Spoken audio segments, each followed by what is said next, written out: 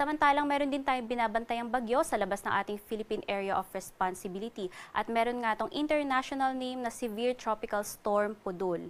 Huli itong namataan sa layong 1,595 east of extreme northern Luzon. Meron itong taglay na lakas ng hangin na maabot ng 110 kilometers per hour malapit sa sentro nito at mga pagbugso naman ng hangin na umaabot ng 135 kilometers per hour.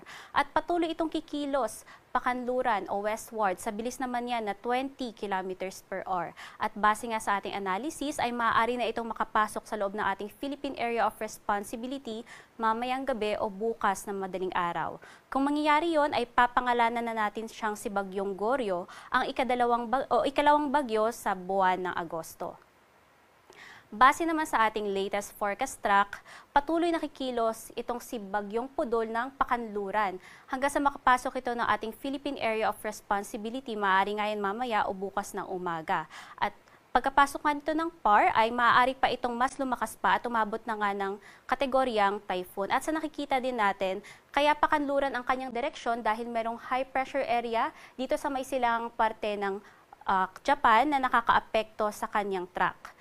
Pag sapit naman ng Martes ay kikilos na ito ng mas hilaga pa or pa west-northwestward hanggang sa makalabas ng ating Philippine Area of Responsibility, Miyerkules ng gabi o Huwebes naman ng umaga. At sa nakikita nga natin ay maaari pa itong dumaan sa kalupaan ng Taiwan bago ito tuluyang maglandfall dito sa may silangang bahagi ng China.